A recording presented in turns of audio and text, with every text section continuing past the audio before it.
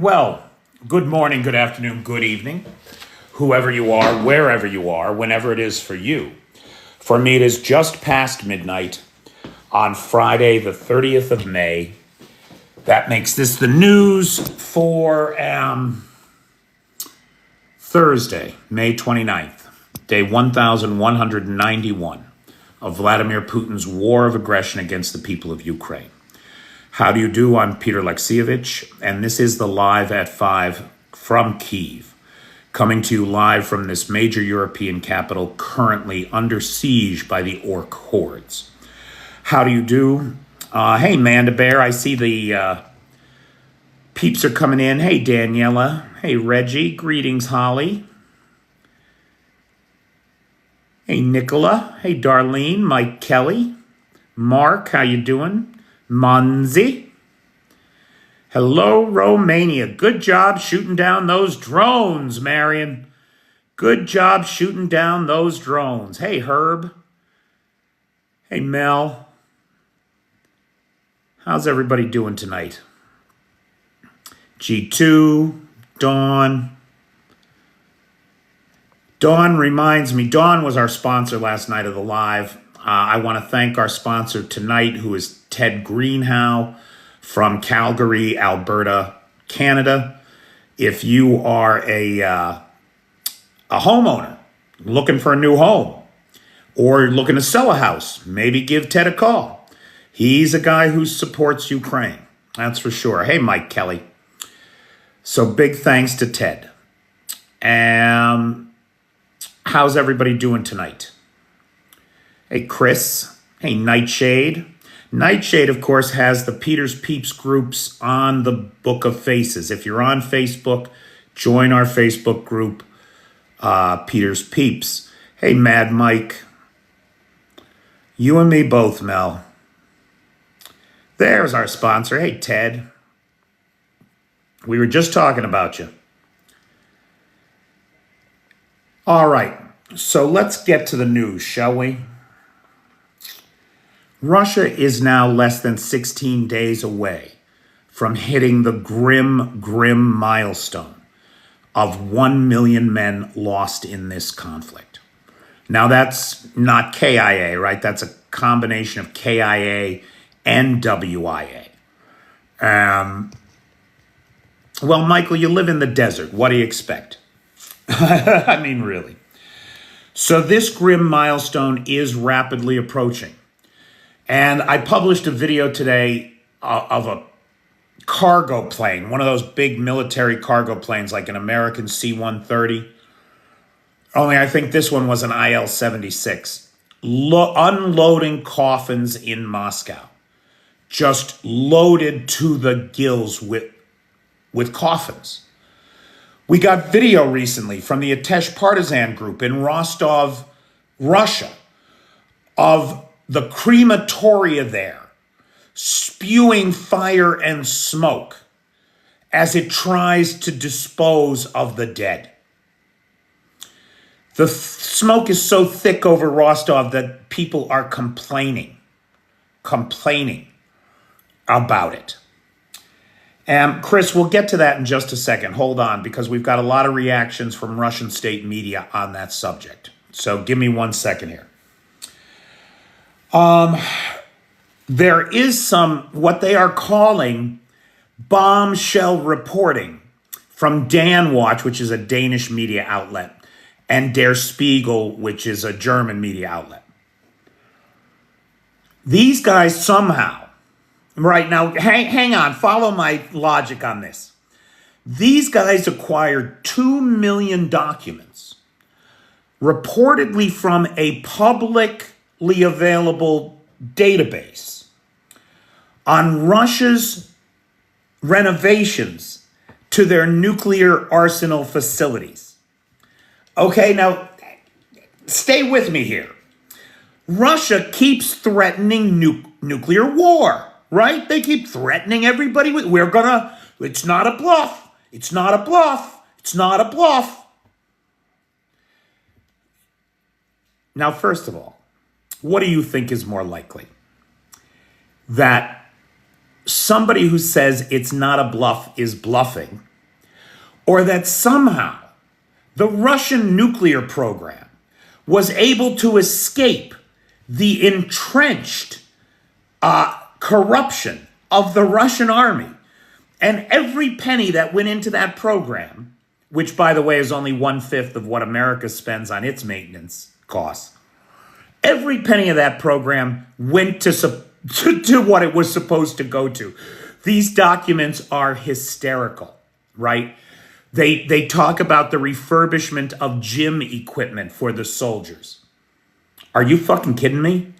Is there a single Russian general in the last 20 years who would have spent the money allocated for gym equipment for the soldiers on gym equipment for the soldiers rather than steal it himself? Give me a fucking break. It seems impossible to me that these documents are genuine. It's a typical Russian bluff.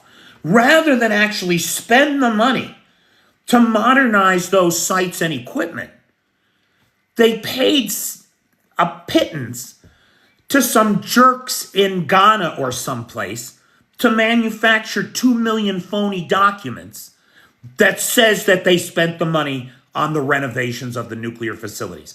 Now, look, that's speculation on my part. I want to be clear.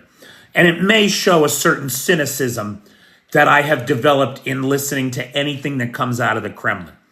But the idea that at this critical point in history, somehow 2 million documents of the Russian Federation's plans, and these are detailed plans, they show rewiring of electrical systems, the plumbing, where the water is.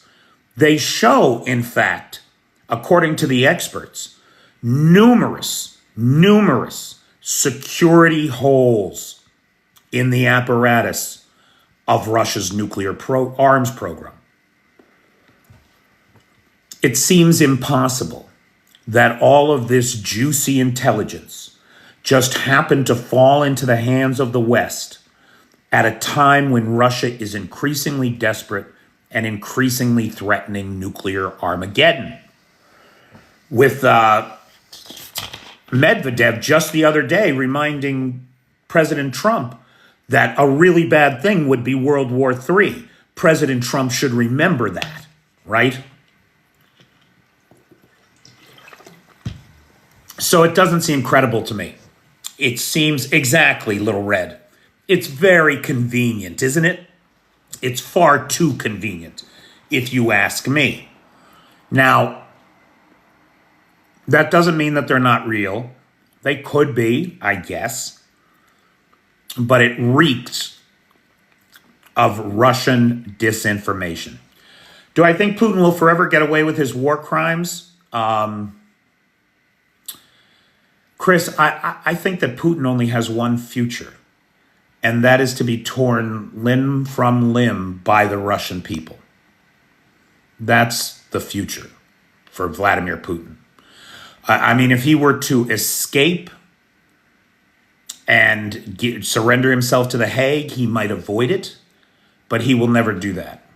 His own people will, I mean, I don't know. There's a lot of empty lampposts around Red Square. So we don't know, really, if these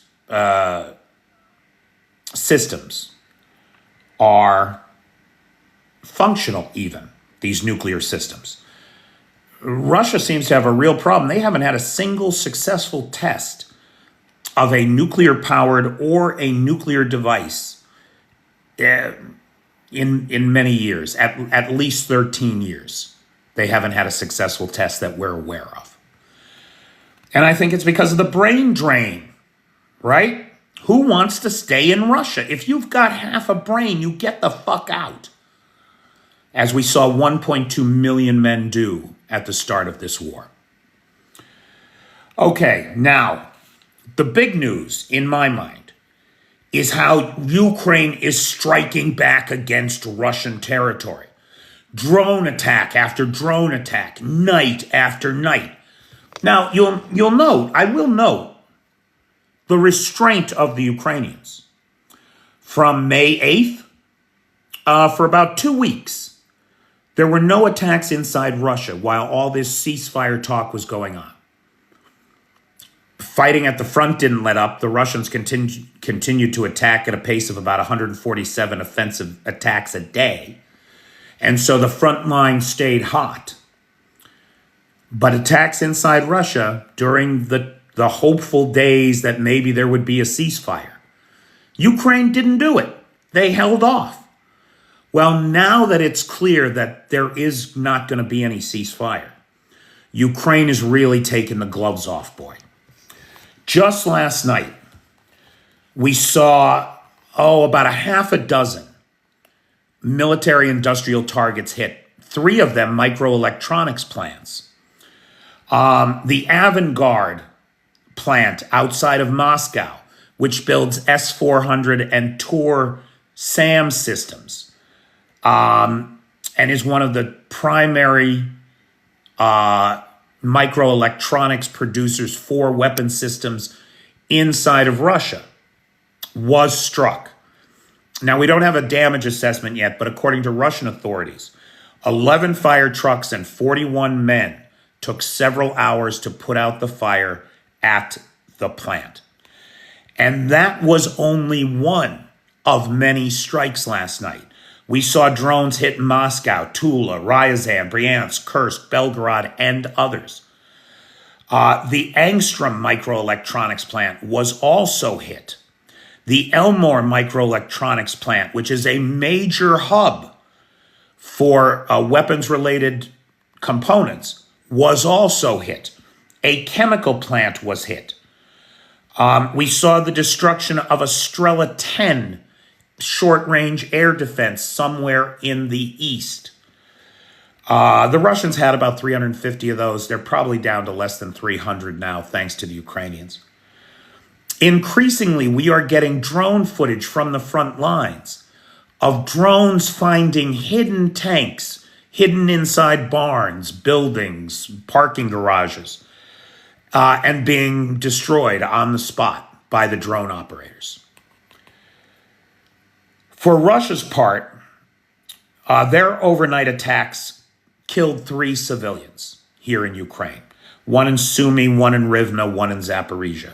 And Rivne, if you've never heard of Rivne, I wouldn't be surprised, because it's a town in the pretty far west of the country. It's certainly not a frontline position like Sumy or Zaporizhia. But there legitimately, right, to just a second take the Russians' part, legitimately, there are military assets in Rivne. So it's possible that they were what the target of the drone was, and electronic warfare directed it into a local house, killing 1 woman. It's hard to say. We don't know, right? And it could just be that the Russian drones aren't very accurate. That's a real thing. For American missiles, for example, they have a circular error probability, that is, how close to the target do they normally strike, anywhere from 3 meters to 30 meters. Russian circle of error probability is freaking 30 meters to 300 meters, right? Like if it hits within 300 meters of the target, they consider that a hit. Yeesh, so much for Russian precision. So again, in these attacks, we see the theme, the common theme. The thread is that the Russians are unaliving civilians in Ukraine every day and targeting them in a terror campaign, which the UN finally acknowledged, by the way, finally acknowledged that that's what's going on here. You know, with Russia on the Security Council, the UN is never going to do shit in this war. So we can't count on them at all. It's just that simple. It's taken them 3 years, 3 months, and 3 weeks to acknowledge that the drone attacks by the Russians on the people of Ukraine are a war crime and a terror attack. Ridiculous, I know. And then the Ukrainians, of course, we see them degrading the Russians' capability to prosecute the war. That's what you fucking do. That's how you do these things. Now, we had some very interesting anniversaries today. Today is the 38-year anniversary. I meant to look this kid's name up. Does anybody know this kid's name? You got to be kidding me. Get the fuck out of here. Okay.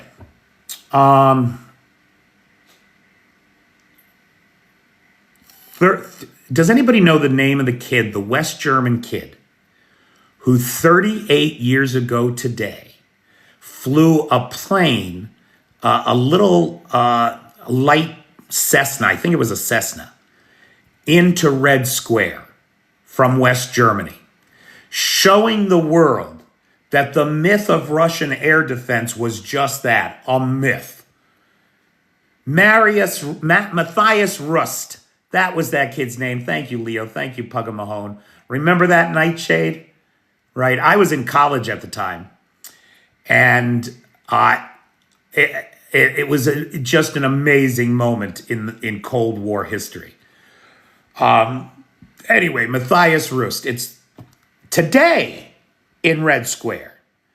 There are guys with machine guns, which is no way to shoot down a drone, right? It's very ineffective, very hard to do. You got to be very close for that to work. But there's guys in Red Square with machine guns whose purpose there is to shoot down drones. How the world has changed from taking Kyiv in 3 days to deploying air defense in Red Square to protect your capital. And the Russian people better wake up to this reality soon. The longer that they wait, the harder the crash is going to be, boy. And the crash is coming. Make no mistake. History tells us that the crash is coming. There is a black swan about to fly over the horizon that nobody expected, and it is going to disrupt everything for the Russians. It is also the 2-year anniversary of the fall of Bakhmut. And to all the defenders who gave their all in the defense of Bakhmut and slowed the Russian advance, I want to remember you today. And I want to say to you that your effort was not in vain. That on the boulder of Bakhmut, the Wagner PMC was wrecked. The ship of Wagner crashed on the boulder of Bakhmut and was never heard from again. It would be just 6 weeks, right from today, 2 years ago, that Yevgeny Prigozhin revolted against the Russian oligarchy and made his failed march on Moscow.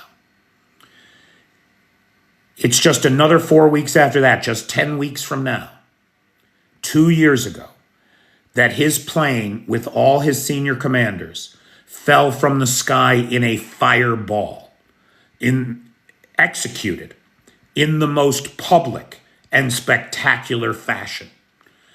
It is the sacrifice of the men and women of Bakhmut that accomplished what seemed impossible to accomplish: the destruction of the Wagner PMC.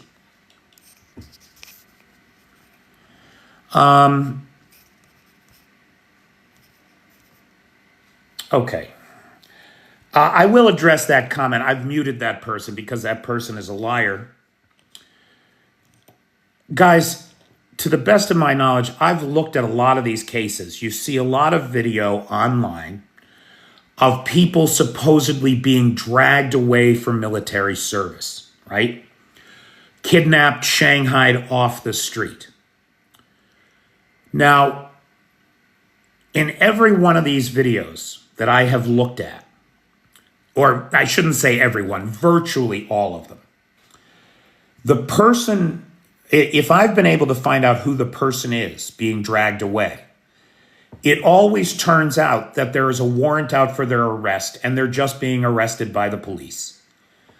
Or they are a draft dodger.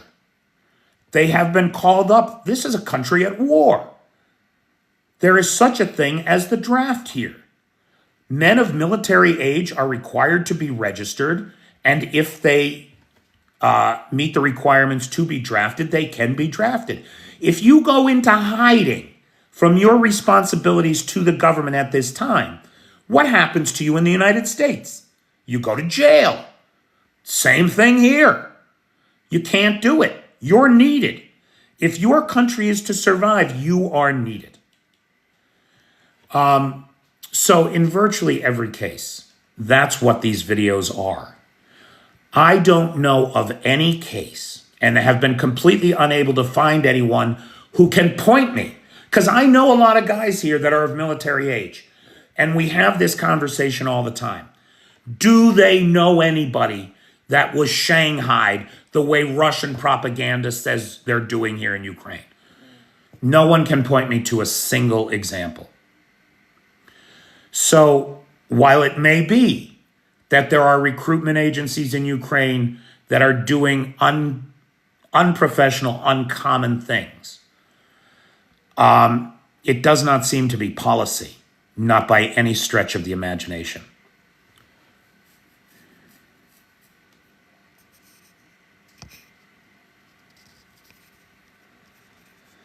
Anybody who thinks we need Trump is really in the wrong place here. Okay.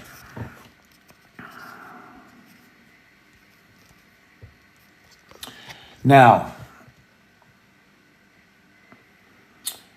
I believe the 1,000 for 1,000 prisoner swap has been successfully completed, but it has been completed without a single Azov defender being returned. And one of the members of parliament here in Ukraine called that a mockery. And he's not wrong to do that, right? There are still almost half of the Azov defenders still in captivity 3 years later inside Russia. Of the roughly 2,500 of them that were captured, 1,279 have been returned. Zelensky has offered an all-for-all prisoner swap. We will give you back all of our POWs. You give us back all of your POWs. Moscow has blatantly refused. I am very concerned. I am deeply concerned about the fate of those other 1,200 odd Azov defenders. Given what we know about Russian treatment of prisoners of war and who the Azov guys are, I worry that not all 1,200 of them are still among the living, and Russia is lying to us about it. Now, we shall see, but the pressure on Kyiv from the civilian population to get those Azov defenders back is tremendous.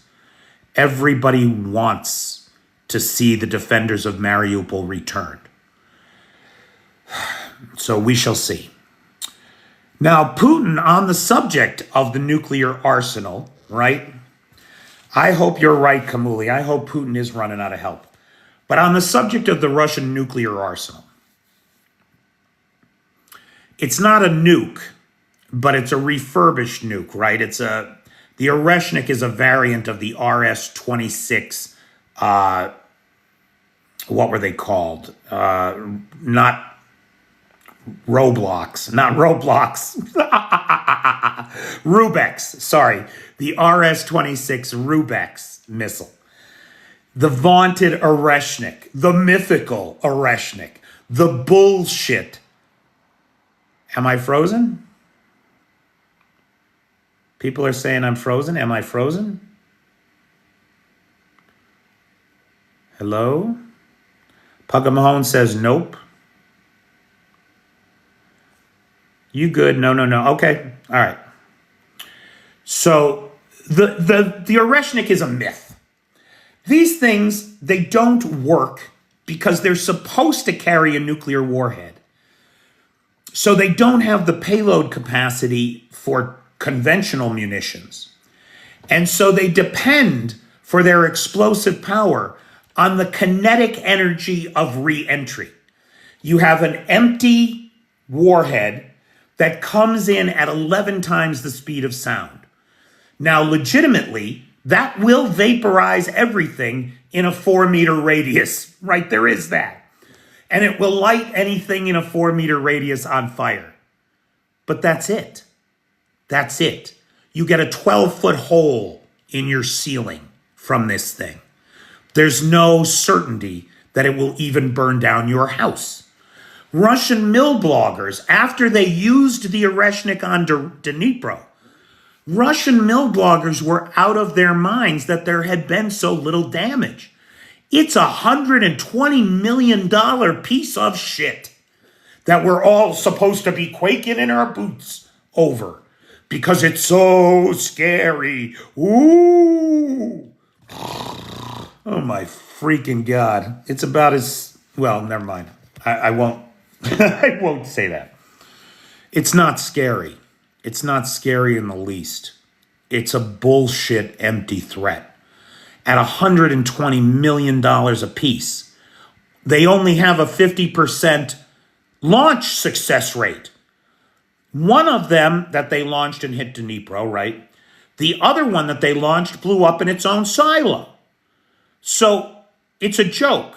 Now, what is Putin threatening with Oreshnik now? He's threatening to deploy them to Belarus.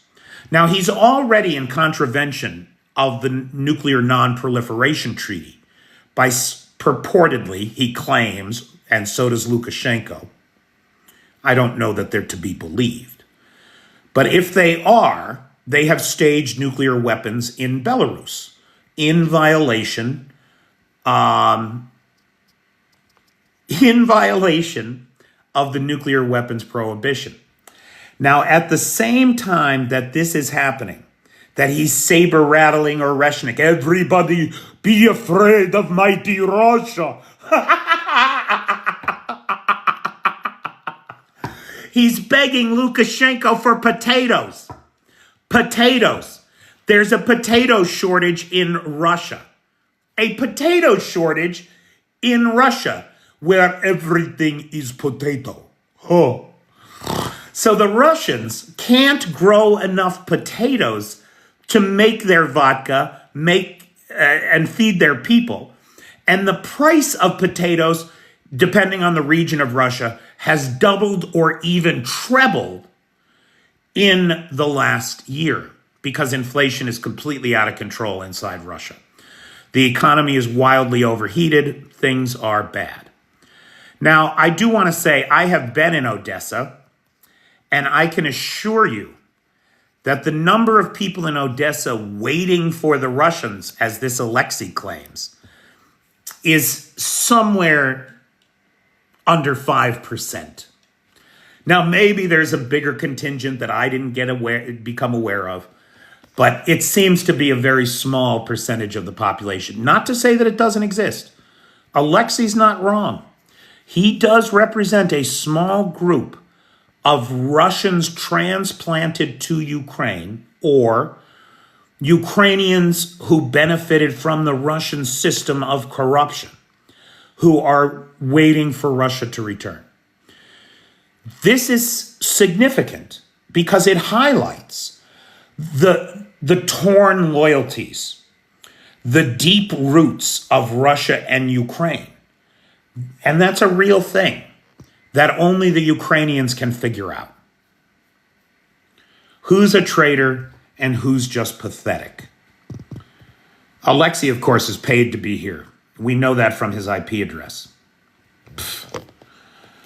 Okay.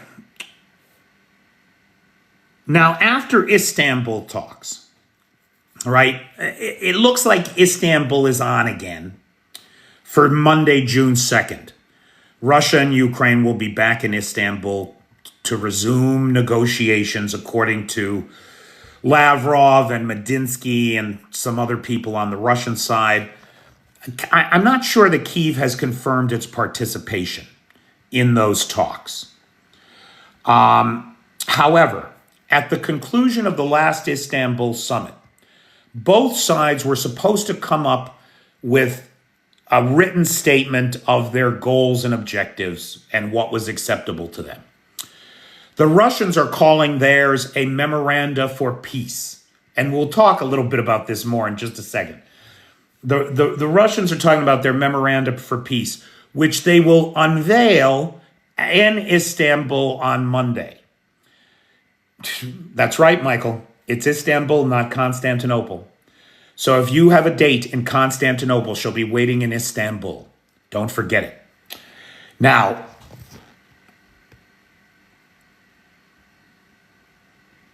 the Ukrainian Prime Minister, Shimon, has called for the release of the Russian peace memoranda. If they have it written, let us see it now, because if it's bullshit, we won't bother going to Istanbul. Why should Umarov take 3 days out of his life to go to Istanbul for you when you're full of shit, which the Russians are so full of shit? Medinsky had a call with Umarov. We don't know the content of it. And it hardly matters because Medinsky is such a low-level diplomatic representative that it demonstrates a lack of seriousness on the part of the Russians. Okay. Now, in terms of the front line, there's really very little movement. Although the front line may be heating up. We know that the Russian summer offensive is coming. We've seen the Russians make some gains in Sumy Oblast. They are also aggressively attacking inside Kursk, and the outcome of those battles is not clear. Additionally, from one Russian mill blogger in the area, we have a report of a heavy Ukrainian counteroffensive in the Tetkino direction in the far west of Kursk. Now, it's important to remember that between Tetkino and Glishkovo, the Russians have about 50,000 men that we believe will pour over the border in Sumy. As soon as conditions are able. It looks like the Russians right now are establishing forward positions in those 4 captured villages in Sumy that will allow for larger groups to come in behind them. That is the concern. And that's why the Ukrainians are expending so much energy inside Russia. General Syrskyi himself has told us that the function of those incursions into Russia is to pin the Russian troops in Russia, make them fight in Russia, keep them off of Ukrainian soil. So it remains to be seen what will happen there. According to Zelensky, the Ukrainians are recruiting about 23,000 new soldiers a month. And the Russians are recruiting about 40,000 new soldiers a month. Basically, a one-for-one replacement with losses from the field, right? So the Russian army isn't growing. It's just maintaining. No, I'm not running it, Mike, because electricity is very expensive right now in town. Now, Medvedev and Putin, repeated claims of Putin's that the Russians are, in fact, bringing on 50 to 60,000 troops a month, which would be more like a 1.5 to 1 replacement ratio.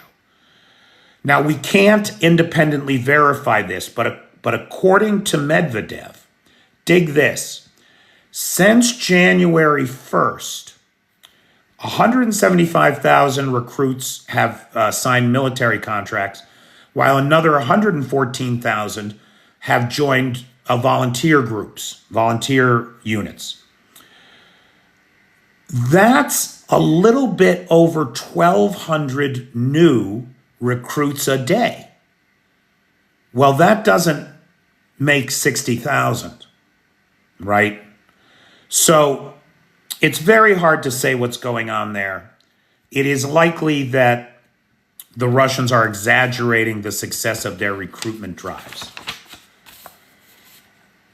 Now, we often talk about the partisans and partisan group activity inside Russia and inside the temporarily occupied territories. And chief among those partisan groups is the Atesh group. The Atesh partisan group does the most amazing work at great personal risk to themselves. You know what the Russians do to people whom they consider to be traitors. You know how they behave with prisoners of war. And yet every day in the temporarily occupied territories and inside Russia itself, these guys function as part of the common society and as saboteurs, risking their lives every day, not just to slow down logistics by burning railroad cabinets or torching helicopters or jets on the runways of Russian air bases, but primarily through gathering intelligence. Today, we got the most incredible pictures from, of all places, St. Petersburg, the very heart and soul of Mother Russia. The Atesh partisan group released pictures of a St. Petersburg plant that produces engines and parts for the MiG-29, the MiG-35, the Mi-8, Mi-17, and Ka-27 and 52 helicopters. The military fighter and bomber jets of the Russian aerospace forces.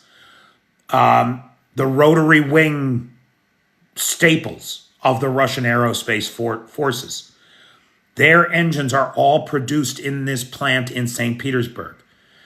And the Atesh partisan group released photographs of that plant that show such great detail. Someone put their personal life at risk to get these pictures. They had to be in the plant to get these pictures. There's got to be a record of them being in the plant. Their life is on the line here to get this intelligence out to the Ukrainians. And not only that, I mean, you think about it. Why tell us about it? Ukrainians. And not only that, I mean, you think about it. Why tell us about it? Why tell us about it? Is it all a ruse so that Russia moves air defense away from a nearby target of interest? That's the real target.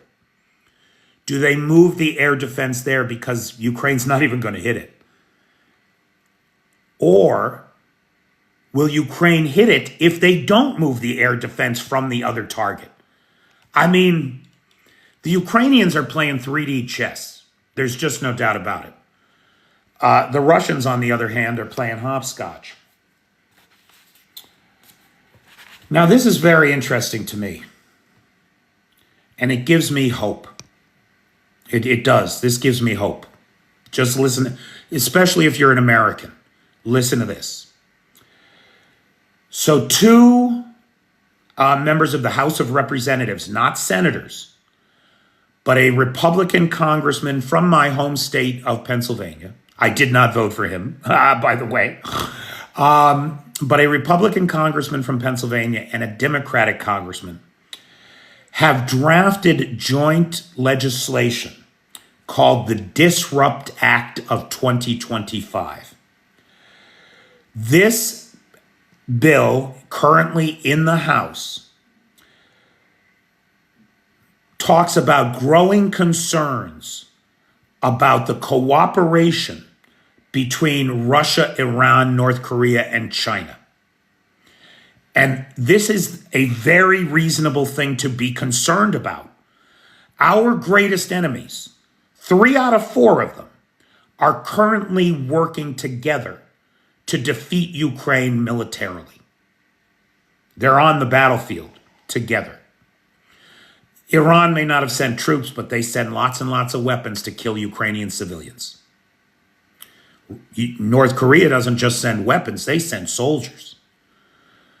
These three nuclear or near nuclear powers are combined in a concerted effort to destroy the country and the sovereignty and the people of Ukraine.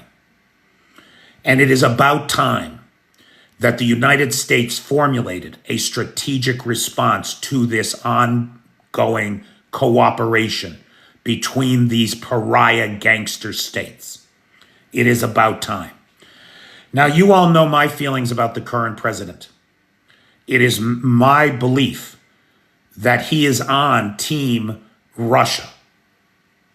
I don't think there's any doubt about it. Everything he does is a gift to the Kremlin. It's flowers for Putin, it's oxygen to the Kremlin. He's on the side of North Korea. We've seen his love letters to Kim Jong-un. Please. He may hate Iran and China, but he's on Team Russia. So the fact, now we know that in the Senate, they are pushing legislation that is going to force Donald Trump to come down on the side of America. Or not. I don't know that you can force Trump to do anything. Now we see a similar movement inside of Congress. This is good news.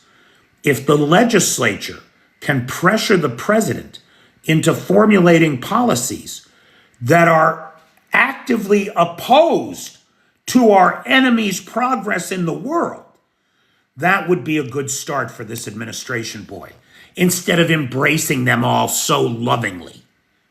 It's disgusting. So we'll keep our fingers crossed and we'll watch as that legislation progresses through Congress, or at least we hope it does. Now, Chris had asked the question before about, is it a game changer what's happening with the Germans? I don't know that it's a game changer. It's a critical element in ensuring Ukraine's success in the long term, Chris. But I don't know that it's a game changer. However, it does have the Kremlin's panties in a bunch. That's for sure, boy. Because Russian state media, which is completely controlled by the Kremlin, right, has gone crazy over these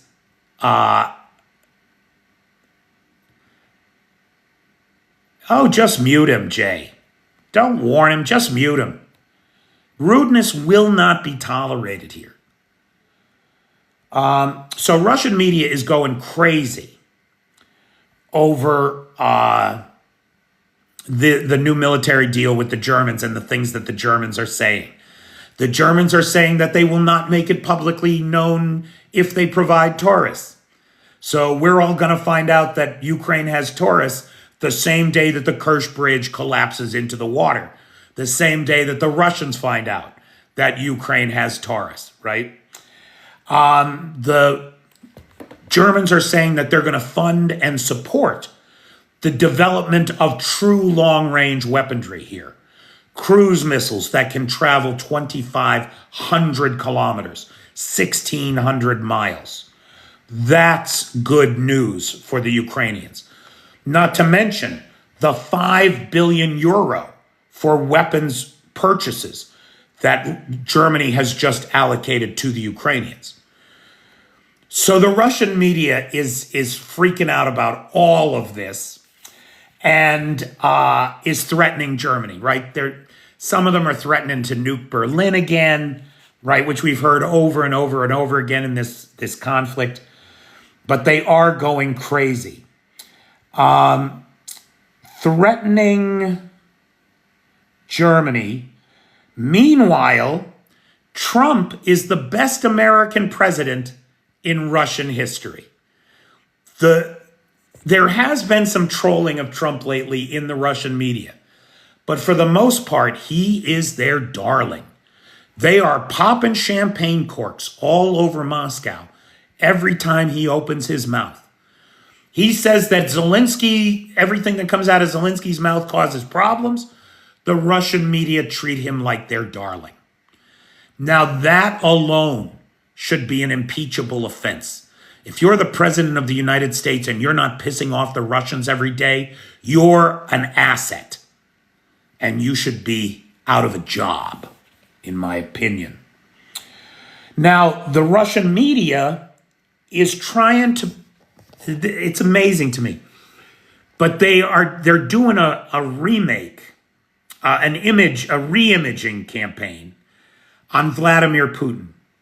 Not as the tough guy, strong man, soldier who's going to conquer the world, but as the peacemaker and romantic. I mean, it's astonishing. There was a big PR piece on Putin that mostly featured in the background one of the Russian czars that was known as the peacemaker, as if any czar was ever a peacemaker. And in addition to these kind of puff pieces on Putin in his apartment, there was recently a suggestion that there be an online registry for young single Russians looking to marry and have lots of babies. And Putin dismissed that notion as unromantic, that young people should be encouraged to feel the feelings of romance. I mean, this coming from this genocidal lunatic. They should feel romance. Give me a fucking break. Real quick, last thing, in Russian economy news. Tractor sales are down by 33%. Is it any wonder they can't grow enough potatoes to feed everybody? Fuel costs are exorbitant for the Russians. Russians are used to cheap fuel. And that's all disappeared with the Ukrainians hitting refineries the way they have. And legitimately with inflation where it's at, because under Russian law, fuel prices are controlled. They can only be raised based on inflation. And so with inflation spiraling out of control, so are fuel prices. And farmers are giving up. Tractor sales are down by 33%. Refrigerator sales are down by 10%. And the most popular model is the cheapest and smallest refrigerator, a Russian-made brand, eclipsing for the first time in history the sales of its Chinese counterparts, which I thought was interesting. Look, a refrigerator is something you can't deal without.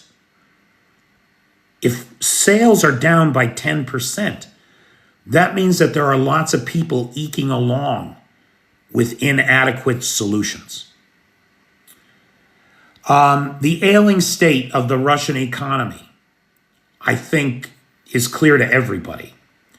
However, inside of Russia, the propaganda says things are great. Things are only getting better. And a lot of the Russian economists are pointing to the rebound of the ruble. The strength of the ruble, the best performing currency in the world. Bullshit. The ruble hasn't gained value because it's strong. The ruble has gained value because the dollar is weak. Donald Trump's drive to devalue the dollar is very successful. Right? It's an easy thing to do to devalue things. And nobody devalues things with the rate of frequency of the Donald. So this is a myth that the ruble is strong. However, the Russian central bank is under a lot of pressure to reduce interest rates. And there is some chatter now that they may be doing that soon. I cannot tell you what a mistake that would be. The already overheated inflationary economy of the Russian Federation, driven as it is by war materiel sales, will spiral further out of control if the lending policies are loosened. This could be the very black swan event I've been hoping for. A small change that results in a cascade effect across the economy, leading to disaster. Okay, again, I want to thank Ted Greenhow. He's a realtor in Calgary, Alberta. If anybody is looking to sell a house or buy a house, give Ted a call. He is a sponsor of this live and a friend to Ukraine. Now, I also want to thank Nightshade, who has the Peters Peeps group, Lars, who has the Discord server, and the best moderator team on the Tickety Talk, Jay and Travis. Thank you, Ted. I appreciate that. But I'll tell you, I get all my hope from the Ukrainians. They're the ones who are really suffering in all of this, taking it on the chin, and still going around with smiles on their faces. Okay, so now, hey Angela, wasn't it just your birthday? Did I see that on Facebook? I meant to wish you a happy birthday. Everybody wish, I'm pretty sure I'm right, so everybody wish Angela a happy birthday. Are the Russians sending more drones, missiles on the weekend than in the weekdays? They are, Di. That's actually pretty standard procedure. They want everybody exhausted for the work week. They want to cancel all the fun of the weekend. They want people terrorized and afraid and showing up to work on Monday morning with jangly nerves. It's not working. It's never gonna work. And the fact that they keep doing the same thing over and over and over again, expecting different results, is, according to some people, the very definition of insanity. So it's nonsense.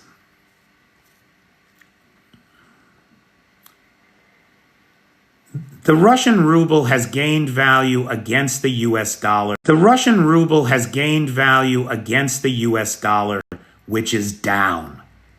There is no economic indicator inside of Russia that says Russia's doing good. That's a fact, Jack.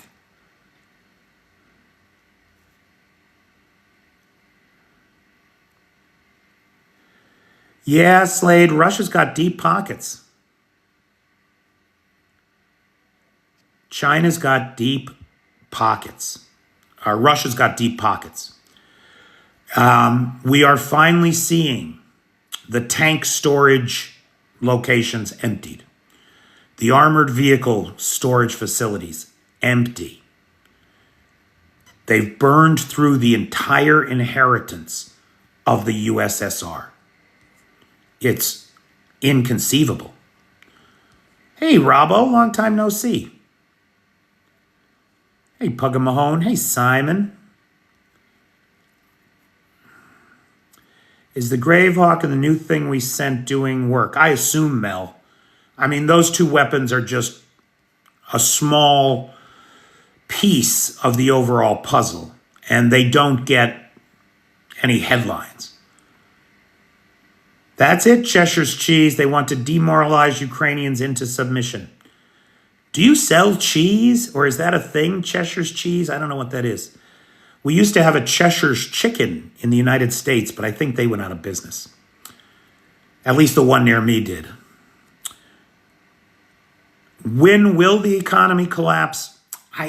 It seems unlikely that they can go past August, September. It does seem unlikely.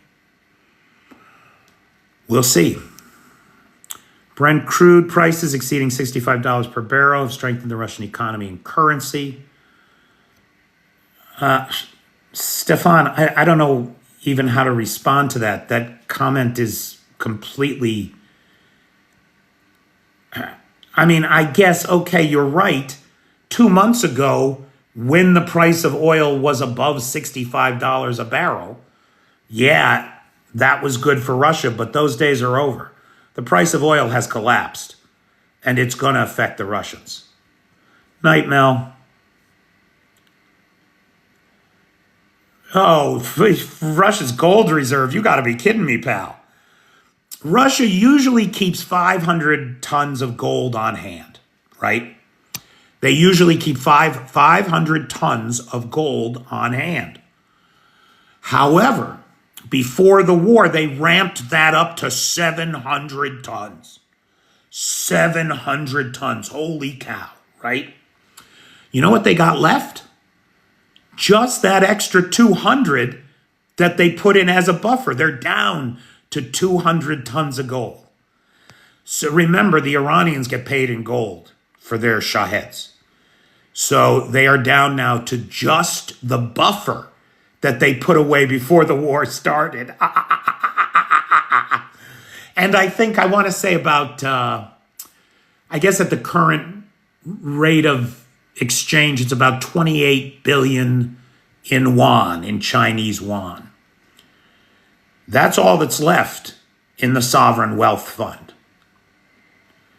And at the current rate of expenditure of over 4 billion a month, I don't see how the Russians can go past September.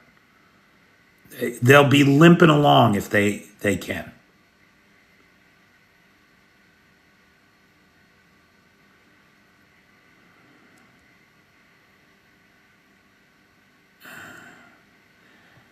Economic growth is expected to slow from 3.9% to around 1.6%. Correct, Stefan. That is correct.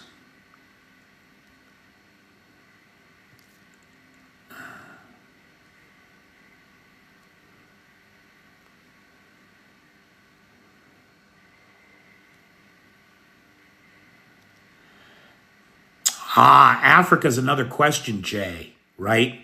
You're right about that. As I understand it, some of the payments to the Iranians have come from African gold.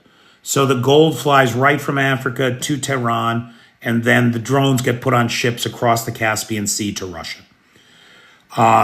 So some of that gold didn't come out of the sovereign wealth fund. It's being extorted out of Africa.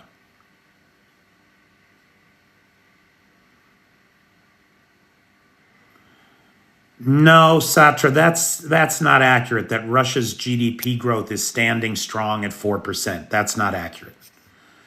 The IMF revised growth figure for 2025 is, if I'm not mistaken, exactly what Stefan quoted, of 1.6%.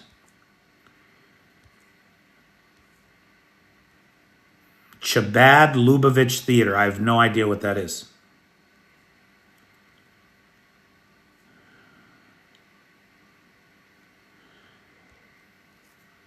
Do you know how much Russia has lost in terms of money in the war? It is estimated that the war costs Russia $300 to $500 million a day to prosecute.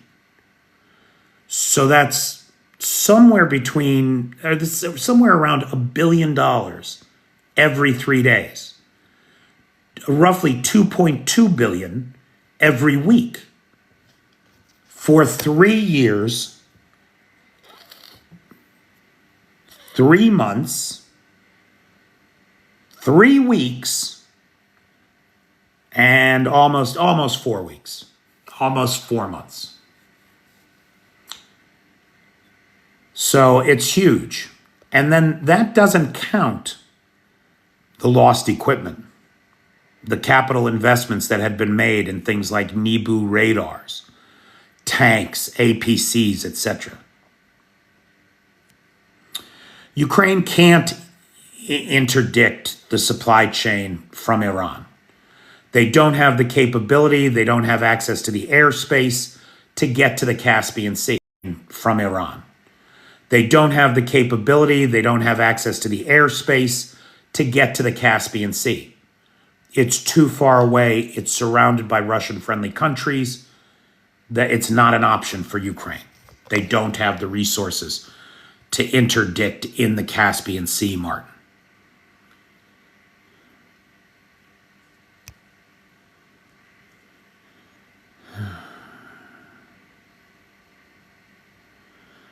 Yeah, they're planning all kinds of big things. They just can't seem to pull them off. I don't understand why you have inserted yourself in this situation. It doesn't seem helpful. Are you talking to me, Keto King? Doesn't seem helpful. Dude, all I do is try to be helpful.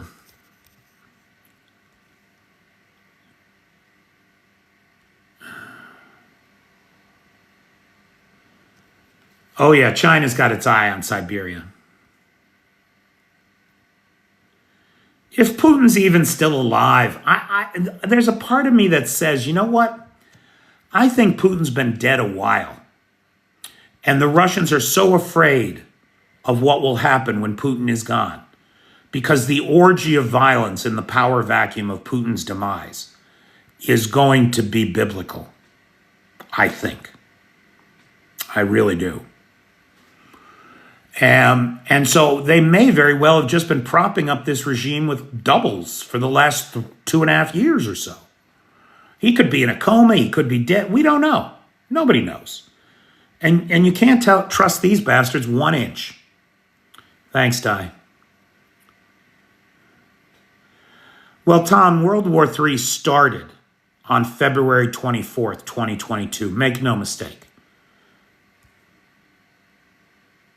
Thanks, Annette. Thanks, G2. I don't know that to be true, Stefan. It may be, but it hardly matters because they've already lost over 22,000 armored vehicles. 22,000. And the stockyards are empty. There is no way that Russian military production can keep up with the losses in Ukraine. China doesn't have to buy lands in Russia to sponsor the war. China can just wait for Russia to collapse and then go in saying, we are only here to maintain peace. We are only here to maintain peace and protect our investments.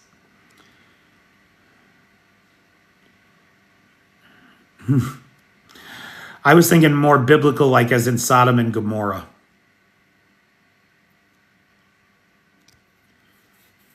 Okay, so ladies and gentlemen, again, big thanks to Ted Greenhow in Calgary, Alberta, for sponsoring tonight's live. He's recently become a first-time sponsor of the live, as has Scully, who's sponsoring tomorrow night's live, as has Jax very recently become a first-time sponsor. If you have never sponsored a live, I encourage you to consider doing so. I have sponsors through Monday, but then the rest of next week is open. The PayPal is in the description. Just $50 gets you a unique sponsorship. Or if you send less than that, you get a shared sponsorship with some other people. Like on Monday, it's going to be Scully and two other guys, Jerry O, my buddy Jerry O in Ireland, and a new person who just sent in last night. And I apologize, but those three will be on Monday. Tomorrow night is Scully. Yeah, please consider joining the Patreon or sponsoring a live. It's those sponsorships that keep me in Ukraine and keep this news coming. So if you appreciate the work here and are able, right? I always say if it's a choice between sending me $5 a month and sending Ukraine $5 a month, send Ukraine the $5, please. But if you can help me out, that would be great. Okay. Big thanks to Nightshade, who has the Peter's Peeps group on the Book of Faces. Big thanks to Lars, who has the Discord server. And big thanks to the best moderators on the Tickety Talk, Jay and Travis. Thank you, gentlemen. Good night, everybody. Make it a great day.